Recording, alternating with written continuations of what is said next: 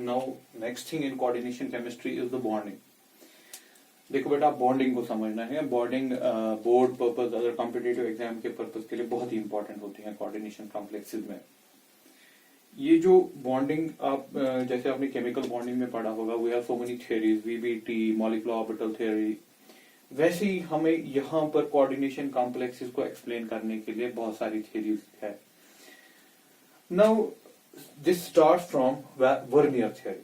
ठीक, vernier scientist थे जिन्होंने ये theory the, that is vernier theory. Scientist का नाम था अल्फ्रेड वर्नर। 1893 की बात है ये, जब इसने ये theory the. That means very back जब कोऑर्डिनेशन कॉम्प्लेक्सेस आए, और इनको बोला भी जाता है father of coordination chemistry Alfred. Actually इन्होंने ही पहले इंट्रोड्यूस किया कि हमारे पास इनऑर्गेनिक कंपाउंड्स में कुछ ऐसे कंपाउंड्स हैं जो बहुत डिफरेंटली बिहेव करते हैं, that is coordination compounds.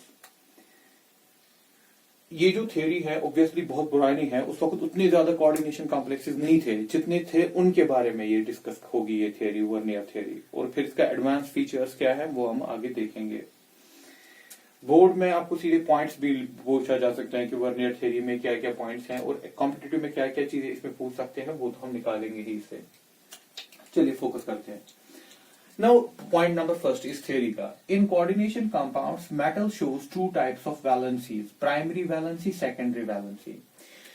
Coordination compounds जो होते हैं वहां पर मेटल दो तरीके की वैलेंसी दिखाता है, प्राइमरी और सेकेंडरी। वैलेंसी होता क्या है? That is a combining capacity.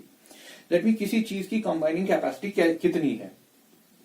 अगर मैं आपको नॉर्मल कोई एग्जांपल दे दूं, अगर आपको फॉर एग्जांपल कोई नॉर्मल सी एग्जांपल मैं आपको देता हूं पहले, मैं बताता हूं आपको, FeCl3 है मेरे पास एक साल्ट FeCl3। ठीक, आपको पता है FeCl3 में वैलेंसी कितनी है आयरन की? आयरन की वैलेंसी एक्चुअली 3 है, +3 जिसको बोलते हैं, जिसकी वजह से ये 3 Cl नेगेटिव के साथ मिलता है तो बनता है FeCl3। तो आयरन की कंबाइनिंग कैपेसिटी 3 थी या वैलेंसी 3 थी। ये हो गई नॉर्मल साल्ट की। नॉर्मल साल्ट में एक ही वैलेंसी होती है, लेकिन ये कह रहे हैं कि जो कोऑर्डिनेशन कॉम्प्लेक्सेस होते हैं वहां पर 2 वैलेंसीज होती है, प्राइमरी और सेकेंडरी। ये मैं टेक्स्ट बुक पॉइंट्स ले रहा हूं, और प्रॉपरली जहां पर मैंने अंडरलाइन किया है वो पॉइंट्स आप नोट कीजिएगा, प्रॉपरली फोकस उन्हीं पे रहेगा। तो कोऑर्डिनेशन कॉम्प्लेक्सेस में 2 तरीके की वैलेंसीज होती है जो हम डिस्कस करेंगे कैसे, एग्जाम्पल से। The primary valency are usually ionisable. आपकी जो प्राइमरी वैलेंसी है वो आयोनाइजेबल है, दैट मींस वो यूजुअली का मतलब पहले, ये जो मैं यहाँ यूजुअली लिख रहा हूं ना, it means generally. That means general में यही होता है, लेकिन कभी कभी ये हो भी नहीं सकता है। आयोनाइजेबल दैट मींस टूट सकती है। अगर पानी में डाला, जैसे हम सोडियम क्लोराइड को Na पॉजिटिव बनता है, Cl नेगेटिव बनता है पानी में, दैट इज आयोनाइज हो गया।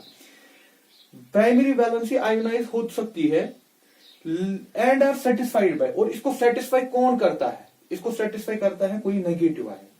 याद रखिएगा इस पॉइंट को, मैं एग्जांपल पे समझाऊंगा आपको ये। और जो सेकेंडरी वैलेंसी होती है वो नॉन आयोनाइजेबल है, दैट मींस कंप्लीटली वो टूटेगी नहीं। और उसको सेटिस्फाई कौन करता है? उसको कोई नेगेटिव मॉलिक्यूल या न्यूट्रल मॉलिक्यूल सेटिस्फाई करता है। ये हमें वर्नियर ने 3 पॉइंट्स, और भी एक पॉइंट है वो जो मैं लास्ट में लेता हूं, लेकिन मेन 3 पॉइंट्स ये है आपके पास जिनको आपको देखना है।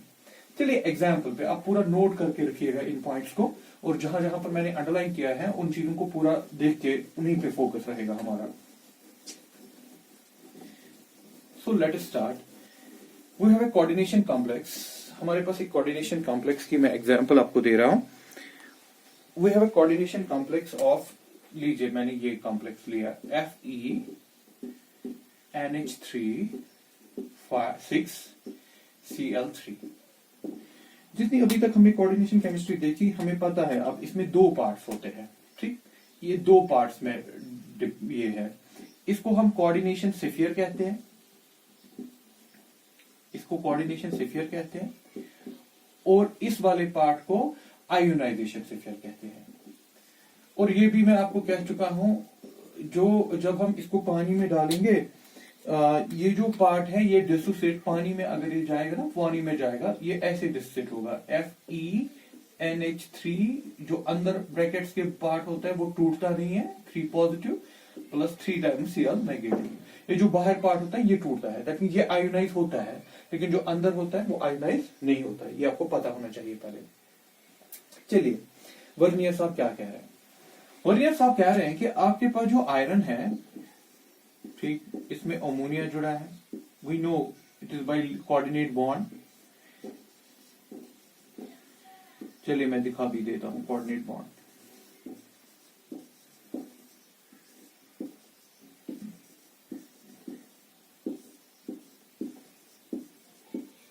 ये दिखा दिया मैंने 6 अमोनिया। इसके बाद आपके पास 3 Cl है, वो भी दिखाते थे। ये जो Cl है ये मैं दिखा रहा हूं बाय डॉटेड, कहीं से भी जहां से आपकी मर्जी है। 3 Cl आप कहीं पर भी रखो, इससे कोई परेशानी नहीं है। ये रख दिए मैंने 3 Cl, ठीक। ये जो डॉटेड वाले हैं ये आपको दिखाते हैं दैट मीन आयरन यहां पर किसके साथ कंबाइन है, अमोनिया के साथ कंबाइन है और 3 Cl के साथ कंबाइन है। जो ये आप डॉटेड दिखा रहे हो ये आपका प्राइमरी है, और जो आप ये सॉलिड लाइंस दिखा रहे हो, lines, dotted line, solid line, ये आपका सेकेंडरी है। तो कहने का मतलब मेरा यहां क्या है, जो अमोनिया है वो सेकेंडरी में जुड़ा है, और जो क्लोरीन है वो यहां पर प्राइमरी में जुड़ा है। क्या मतलब फर्दर आपका थ्योरी को साथ साथ देखिए, आपके पास 2 वैलेंसीज हैं यहाँ आयरन की कंबाइनिंग कैपेसिटी, जिसकी वजह से ये अमोनिया के साथ भी मिलता है और क्लोरीन के साथ भी मिलता है, ठीक है। तो 2 वैलेंसी, अमोनिया वालों को आपने कहा सेकेंडरी और क्लोरीन वालों को कहा प्राइमरी। अब देखिए दैट मीन आ गया ना पहला पॉइंट, मेटल है 2 वैलेंसी, प्राइमरी एंड सेकेंडरी। अब दूसरा पॉइंट क्या था, प्राइमरी वैलेंसी जो है वो यूजुअली नॉन आयोनाइजेबल होती है, वो आप तोड़ सकते हो। दैट मीन्स ऑब्वियसली जब मैं पानी में डालूंगा Cl3 अलग हो जाएगा ना, ये 3 Cl अलग हो जाएंगे। दे आर यूजुअली आयोनाइजेबल, लेकिन वर्ड यूज रखा यूजुअली, दैट मीन हो भी सकता है नहीं भी हो सकता है, ठीक है ना, जनरल में होते हैं। तो ये 3 अलग हो गए, ये यहाँ पर 3 Cl थे और ये तीनों अलग हो जाएंगे, ये अलग हो जाएंगे क्योंकि ये कोऑर्डिनेशन स्फीयर के बाहर है। तो और एंड साथ में देखिएगा दूसरा पॉइंट क्या लिखा, the primary valencies are usually non ionisable, usually ionisable, ionise हो गए, and are satisfied by negative molecule. That mean इसको सेटिस्फाई कौन कर रहा है, नेगेटिव। मतलब ये अगर नेगेटिव है, ये नेगेटिव है, ये नेगेटिव है, तो बेटा आयरन पे चार्ज क्या है यहाँ, एक्चुअली यहाँ पर एक्चुअली आयरन पे 3+ चार्ज है। ये जो 3+ चार्ज है, ये चार्ज किससे बैलेंस होता है, ये 3 Cl इसको बैलेंस कर रहे हैं, ठीक है। ये हो गया दूसरा पॉइंट। थर्ड पॉइंट था हमारा सेकेंडरी वैलेंसीज के मुताबिक। Secondary valencies are non ionisable, सीधे नॉन आयोनाइजेबल, आप इसको तोड़ नहीं सकते, पानी में जब जाएगा ये टूटेगा नहीं, ठीक है। ये जो 6 अमोनिया है, ये 6 के 6 अमोनिया जब पानी में भी जाएगा ये इंटैक्ट रहेगा, ये टूटेगा नहीं। And are satisfied by, that mean ये जो आयरन को सेटिस्फाई कौन कर रहा है, ये यहाँ पर अमोनिया कर रहा है। अमोनिया क्या है, न्यूट्रल। आपकी थ्योरी कह रही है या तो वो न्यूट्रल होगा या तो वो नेगेटिव होगा, दैट मीन या तो यहाँ पर लिगेंड जो होगा ना वो तो न्यूट्रल होगा या तो नेगेटिव होगा, ये इसका कहने का मतलब है। ये आपको वर्नियर थ्योरी कह रही है, जो आगे हम और एग्जांपल्स पे देखेंगे, लेकिन इसके साथ साथ और भी चीजें हमें इसमें इवॉल्व करनी है। हाँ, आप कह सकते हो सर कभी कभी तो ये होता है लिगेंड पॉजिटिव भी होता है, जो मैंने आपको पीछे कहा, लेकिन वो बहुत रेयर केसेस में है कि जहां पर लिगेंड पॉजिटिव हो। और पहले ही मैं बता चुका हूं 1893 की बात है, उस वक्त वो कोऑर्डिनेशन कॉम्प्लेक्सेस थे भी नहीं जिनमें लिगेंड्स पॉजिटिव एक्ट करते हैं। जनरल में जो लिगेंड होता है ना, या तो वो न्यूट्रल होता है या तो वो नेगेटिव होता है। चलिए और एग्जाम्पल्स पे ये और ज्यादा क्लियर हो जाएगा, ये और क्या आपको कहना चाहता है, और इससे जो इंफॉर्मेशन हमें चाहिए वो भी। चलो बेटा देखो, दूसरा कॉम्प्लेक्स मैंने लिया Fe, थोड़ी सी मॉडिफिकेशन पहले वाले की, 3 5 टाइम्स Cl2, ये दूसरा कॉम्प्लेक्स हमने लिया।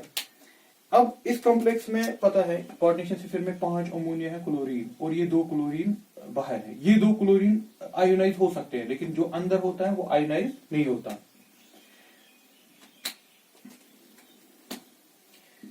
Fe NH3, we have NH3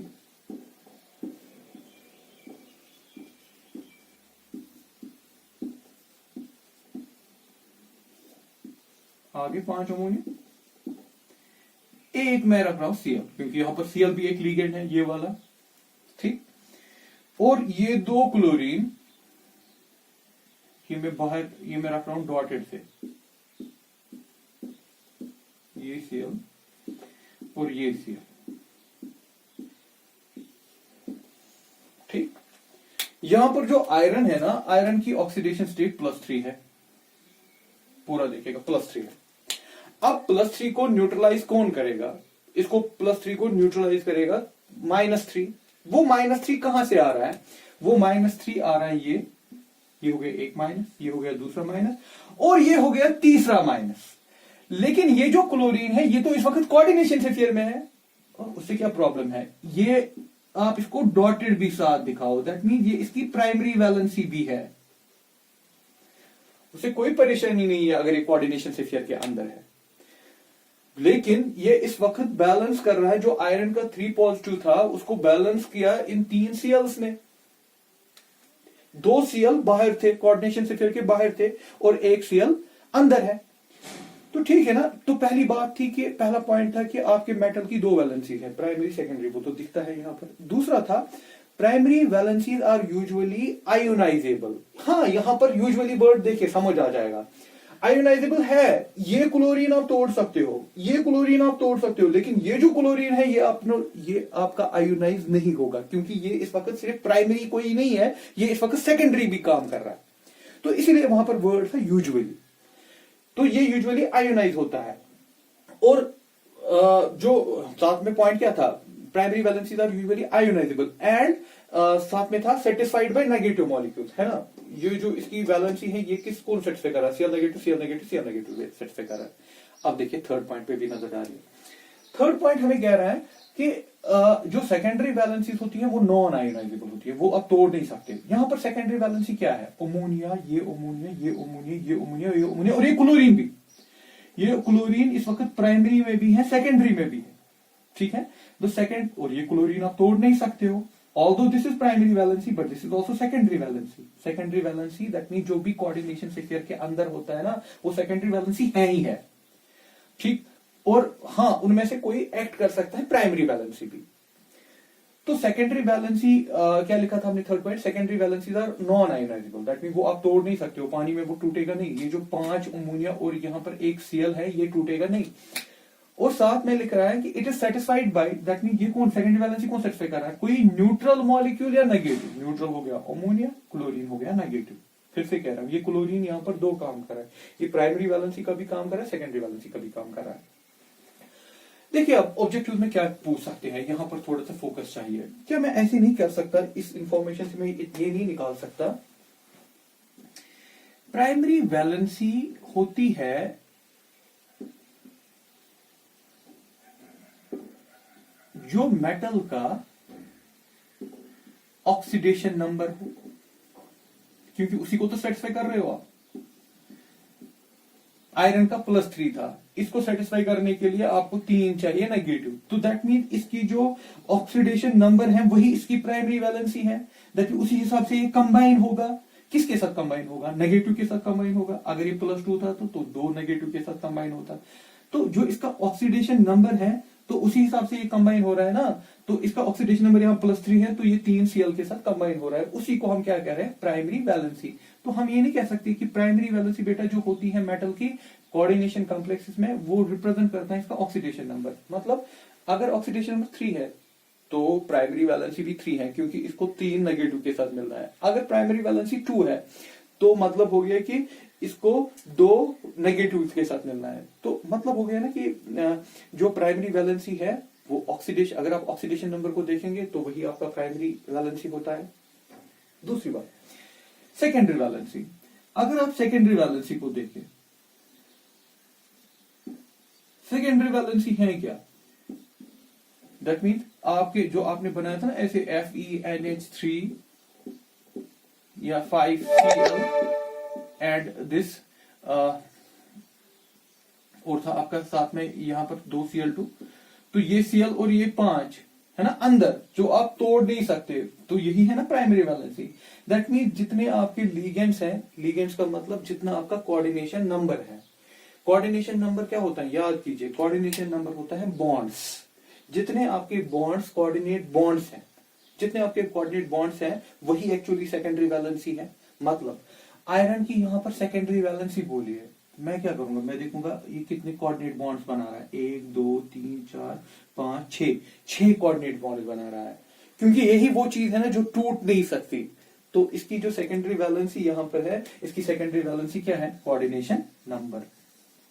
तो इस कॉम्प्लेक्स में अगर आपको कोई बोले प्राइमरी वैलेंसी कितनी है, या प्राइमरी वैलेंसी आयरन की यहां पर 3 है, सेकेंडरी प्राइमरी 3, ठीक है ना।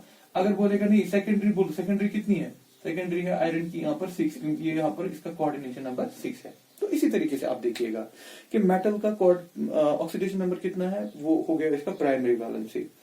हाँ, फिर प्राइमरी वैलेंसी में ये चीज है, जनरली वो आयोनाइज होती है, लेकिन अगर वो अंदर है ना, कोऑर्डिनेशन से फिर के अंदर है, जैसे ये क्लोरीन था यहाँ पर, तो वो बेटा आयोनाइज नहीं होगा, इसलिए मैंने वहां वर्ड लगाया था यूजुअली। जो सेकेंडरी वैलेंसी होती है वो तो नॉन आयोनाइजेबल होती है, दैट उसको आप तोड़ नहीं सकते। ये 5 अमोनिया और ये क्लोरीन, आप इसको तोड़ नहीं सकते।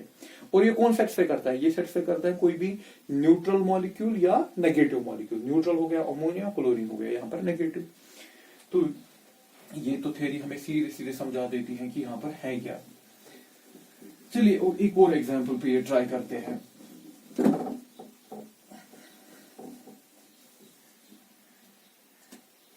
इसी में FeNH3 4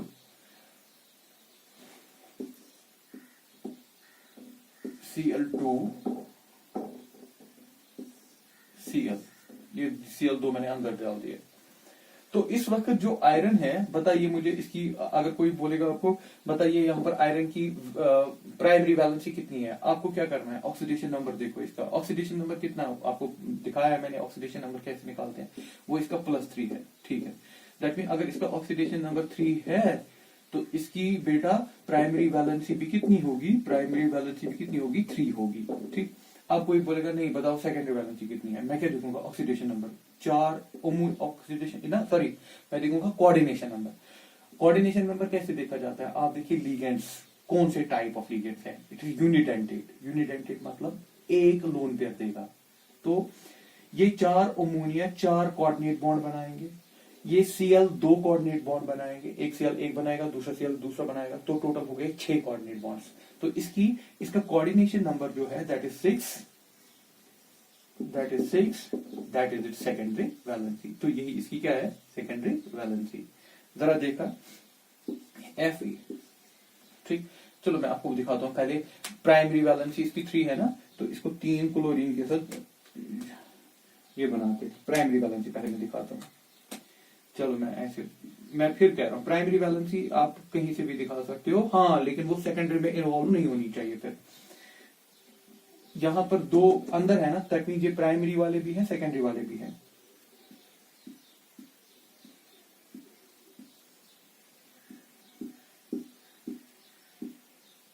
ये हो गया +3 -3 Cl के साथ न्यूट्रलाइज, ठीक। अब सेकेंडरी वैलेंसी कितने हैं, 6। तो जब 6 है, उसमें ये Cl, ये जो अंदर वाली Cl है ये भी है, एक Cl को मैं छोड़ रहा हूं, ये वाला,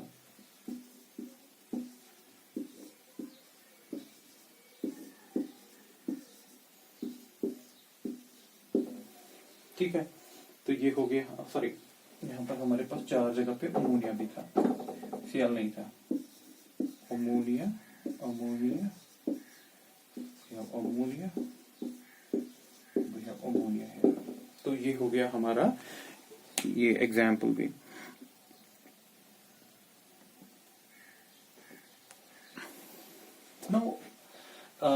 ये हमने समझा यहाँ पर कि ऑक्सीडेशन नंबर अगर आपको मेटल का पता है वही इसका प्राइमरी वैलेंसी होता है, अगर कोऑर्डिनेशन नंबर आपको पता है तो वही इसका सेकेंडरी वैलेंसी होता है।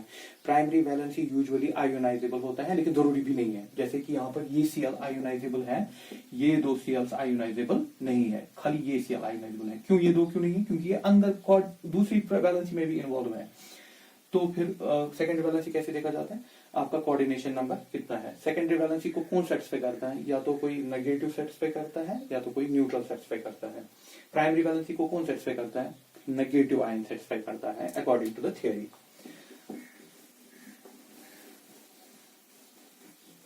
हाँ, आपके ये हो सकता है आपके दिमाग में ये भी आ जाए कि हमारे पास तो कॉम्प्लेक्सेस ऐसे भी हैं लाइक K4 FeCN6, जो मैं बार बार पीछे एग्जाम्पल्स में दे चुका हूँ पिछले लेक्चर्स में। K4 FeCN6, आप बोलोगे मैं सर यहाँ तो पोटेशियम पॉजिटिव है, ये कौन सा नेगेटिव है? जैसे यहाँ अभी मैं क्लोरीन दिखा रहा था नेगेटिव, ये तो पोटेशियम पॉजिटिव है, ये कौन सा नेगेटिव है? देखिए, अगर आप आयरन को यहाँ पर देखोगे ना, आयरन की ऑक्सीडेशन स्टेट +2 है, ठीक, +2, और साइनाइड 6 है।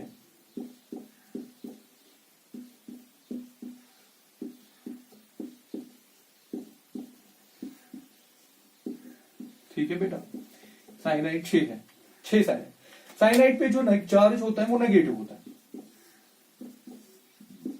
साइनाइड -1 चार्ज कैरी करता है, ठीक।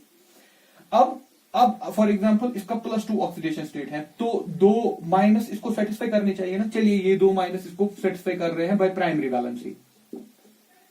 ये इसका कॉन्सेप्ट है, देखिए प्राइमरी वैलेंसी आ गई, ये 2 नेगेटिव हो गए ना सेटिस्फाई। अब इसका चार्ज क्या रहा? दैट मीन अभी कॉम्प्लेक्स पूरी तरह बैलेंस चार्ज नहीं है, क्योंकि आयरन का यहाँ पर +2 था, वो 2 CN से नेगेटिव ने बैलेंस कर दिया, क्योंकि जब साल्ट बनता है ना वो ओवरऑल न्यूट्रलाइज होना चाहिए। लेकिन 4 नेगेटिव ऐसे ही है ना, वो 4 नेगेटिव को न्यूट्रलाइज कौन करेगा? बाहर से 4 पोटेशियम पॉजिटिव। क्या ये पोटेशियम आयरन के साथ जुड़े हुए? नहीं, क्योंकि ये इसको तो हो गया ना बैलेंस। ये 4 पोटेशियम कौन बैलेंस कर रहा है? ये जो बाकी चार्ज कॉम्प्लेक्स का बच रहा है ना, वो बैलेंस कर रहा है। तो ये इसकी प्राइमरी वैलेंसी नहीं है, ठीक है। तो ये था मतलब वर्नियर का ब्रिलियंट दैट मीन आइडिया था कि प्राइमरी वैलेंसी का कॉन्सेप्ट क्या है, सेकेंडरी वैलेंसी का कॉन्सेप्ट क्या है। तो यहां पर ये पोटेशियम चार्ज प्राइमरी वैलेंसी नहीं है, इसकी वैलेंसी प्राइमरी है साइनाइड 2, और जो टोटल जो सेकेंडरी वैलेंसी है वो 6 साइनाइड्स है। दैट मीन ये दोनों प्राइमरी में भी इन्वॉल्व है, सेकेंडरी में भी इन्वॉल्व है।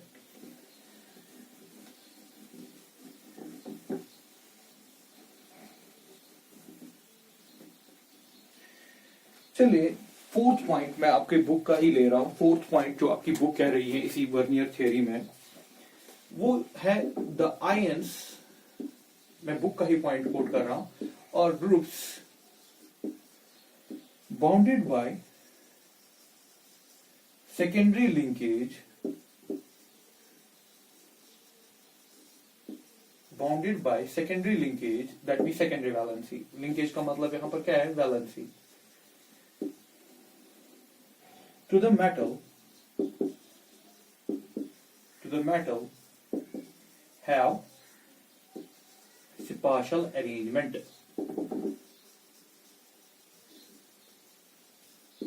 Spatial arrangement का मतलब होता है प्रॉपर स्ट्रक्चर, प्रॉपर डायरेक्शन, ठीक है। कह रहे हैं कि जो सेकेंडरी वैलेंसी आपकी है उनका प्रॉपर अरेंजमेंट है। जो अभी आप कह रहे थे FeNH36, जो आपने पहली एग्जांपल दी Cl3, ये जो आपका Fe है, यहां पर NH3 एक यहां साइड से है, प्रॉपर ज्योमेट्री है इसकी,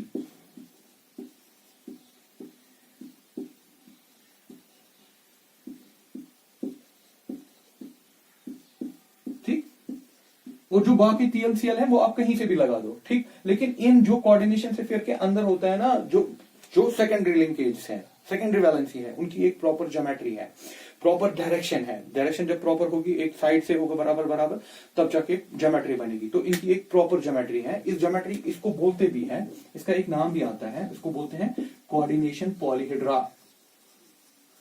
कोऑर्डिनेशन पॉलीहेड्रा जनरल में देखा गया है, अगर 6 होता है ना कोऑर्डिनेशन नंबर, तो इसका ऑक्टाहेड्रल बनता है, जो हमें आगे पर दिखाना भी है। और अगर 4 होता है फिर square, planar, tetrahedral geometry possibility है। तो ये थी भाई आपके पास वर्नियर थ्योरी। नाउ अगर आपको ऐसे पूछूं मैं क्वेश्चन, डिफरेंट तरीके से पूछूं कि मुझे आप डिस्टिंग्विश कीजिए प्राइमरी वैलेंसी और सेकेंडरी वैलेंसी को डिस्टिंग्विश कीजिए। क्या आप एक 3 मार्क का क्वेश्चन बना सकते हो? और प्राइमरी वैलेंसी और सेकेंडरी वैलेंसी को आप डिस्टिंग्विश कीजिए। हाँ, कर सकते हैं। प्राइमरी वैलेंसी जनरली कौन दिखाता है? मेटल की oxidation state, depicted bye oxidation state of metal. Metal की जो ऑक्सीडेशन स्टेट होती है कोऑर्डिनेशन कॉम्प्लेक्सेस में, वो दिखाती है आपकी प्राइमरी। ये कैसे मालूम पड़ता है? Coordination number, depicted bye coordination number. चलिए हो गया ये पहला पॉइंट इसका भी। दूसरा पॉइंट, यूजुअली आयोनाइजेबल। बेटा यूजुअली का वर्ड याद रखिएगा। हाँ, ये आयोनाइजेबल होता है, लेकिन हो सकता है कभी हो भी ना। नॉन आयोनाइजेबल, ये कभी आयोनाइजेबल नहीं होता। थर्ड, इसकी कोई डायरेक्शनल नहीं है, नॉन डायरेक्शनल। इसका, हाँ, इसका एक प्रॉपर डायरेक्शन है, प्रॉपर डायरेक्शनल मैं लिखूंगा, वही हो गया, प्रॉपर डायरेक्शन है।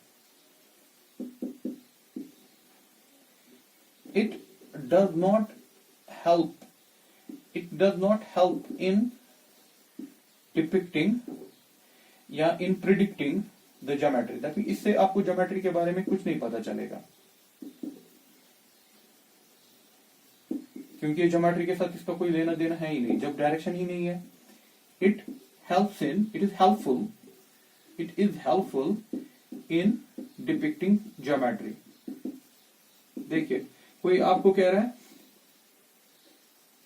ये Fe आपके पास कॉम्प्लेक्स है, FeNH3 6Cl3, इसकी सेकेंडरी वैलेंसी कितनी है? 6, क्योंकि ये जो 6 है यही इसकी सेकेंडरी वैलेंसी है।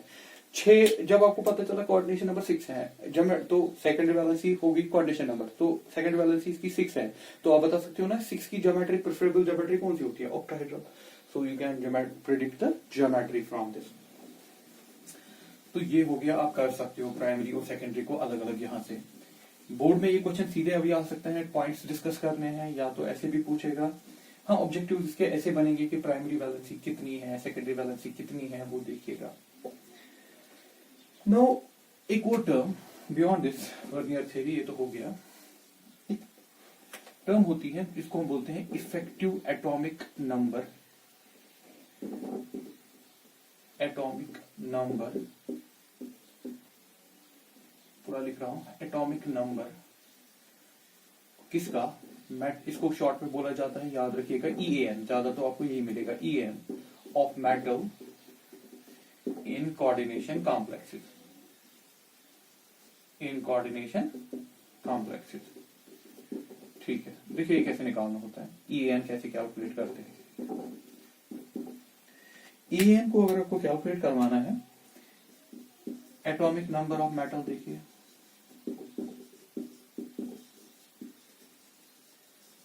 माइनस उसकी ऑक्सीडेशन स्टेट कितनी है, खाली साइन, सॉरी खाली मैग्नीट्यूड। ऑक्सीडेशन अगर +3 होगा तो आपको 3 लेना है, अगर -3 तो होगा नहीं, जो भी होगा आपको वही लेना है, साइन नहीं लेना है उसका। फिर जाके +2 into coordination number. Coordination number that mean कितने कोऑर्डिनेट बॉन्ड्स वहां पर बनते हैं, ठीक। जैसे मैं आपको एक एग्जांपल देता हूं, मेरे पास एग्जांपल है CuNH3 4SO4, ठीक। इसमें बताइए EAN कितना है। इसकी ऑक्सीडेशन नंबर आपको पहले पता करना है कितना है, वो तो है +2, वो आता है आपको कैलकुलेट करना, पीछे मैंने सिखाया है। EAN, एटॉमिक नंबर 29 है कॉपर का, इसकी ऑक्सीडेशन 2 है, तो आप -2 लिखेंगे जैसे मैंने बताया यहाँ, प्लस कितने कोऑर्डिनेट बॉन्ड्स हैं? 4, अमोनिया यूनिडेंटेट है तो हो गया 4 coordinate bonds, 2 into 4, so that is 27 + 8, that is 35, इसका EAN है, इफेक्टिव एटॉमिक नंबर। चलिए दूसरा कॉम्प्लेक्स दे रहा हूं, COEN3Cl3, इसका EAN बताइए। कोबाल्ट इसमें +3 ऑक्सीडेशन स्टेट में है, तो हम कोबाल्ट का एटॉमिक नंबर होता है 27 -3 + 2 इंटू क्लोरीन कितने हैं, सॉरी EN कितने हैं? EN जो है ना वो बाइडेंटेट है। बाइडेंटेट का मतलब होता है एक मॉलिक्यूल 2 कोऑर्डिनेट बॉन्ड बनाएगा। जब 1 2 बनाएगा, 3 कितने बनाएंगे? 6, सो 2 into 6, जब ये सॉल्व करेंगे this comes full 36। That mean देखिए यहाँ पर अगर मैं आपको थोड़ा सा इसका डीप सेंस मतलब बताऊं, ये इफेक्टिव एटॉमिक नंबर क्या कह रहा था, इसका इफेक्टिव एटॉमिक नंबर 36 बना ना, that mean effective atomic number इसका 36 बना ये कॉम्प्लेक्स बना के। आपको पता है 36 किसका है, ये क्रिप्टॉन का है। क्रिप्टॉन जो है ना नोबल गैस है, दैट मीन इसने जैसे कि अचीव की नोबल गैस कॉन्फिगरेशन। तो आपको अगर याद होगा बॉन्डिंग में ये कॉन्सेप्ट था ना कि ऑक्टेट डुप्लेट बॉन्ड क्यों बनता है, डुप्लेट को कंप्लीट ऑक्टेट को कंप्लीट करना है। तो इसने भी ये इसीलिए किया ताकि ये एक प्रेडिक्शन थी कि ये शायद इसलिए करते हैं, लेकिन फिर ये जरूरी भी नहीं है, क्योंकि देखिए इसमें EN कितना निकला पहले वाले में 35, इट इज नॉट 36, ठीक। तो जरूरी नहीं है, बस यहां पर आपको EN को कैलकुलेट करना आना चाहिए। This is all about the vernier theory जो हमें कह रही है।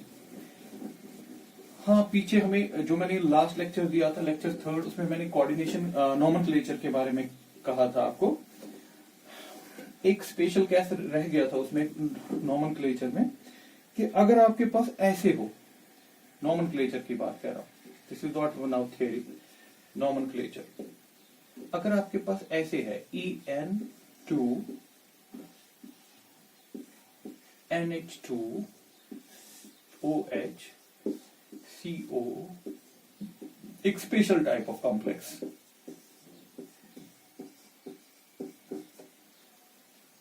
बहुत ही बड़ा कॉम्प्लेक्स, कोऑर्डिनेशन इसका अंदर कोऑर्डिनेशन से देखिए कितना बड़ा है, और काउंटराइन ये है। इसमें जो ये दो डिफरेंट तरीके से दिखाए हैं ना, ये लीगेंड्स है, लेकिन इनको बोलते हैं ब्रिजिंग लीगेंड्स, ब्रिजेड लीगेंड्स, जो ब्रिज करते हैं दो मेटल्स को। ये डिफरेंट तरीके का कॉम्प्लेक्स है, वैसा नहीं जो हम पढ़ते हैं यूजुअली। इसमें ये दो ब्रिजिंग लीगेंड्स है, ये दो नॉर्मल है। देखिए इसका नाम कैसे देना है, आपको स्टार्ट करना है यहां से, क्योंकि कोऑर्डिनेशन से फिर का नाम पहले देना है, क्योंकि ये पॉजिटिव पार्ट ये होगा, नेगेटिव पार्ट ये होगा, जैसे मैंने रूलिंग बताई है वहां। हम स्टार्ट करेंगे यहां से। इसका नाम क्या है, EN को बोलते हैं बिस इथिलीन डायमाइन, 2 बार है तो बिस इथिलीन डायमाइन,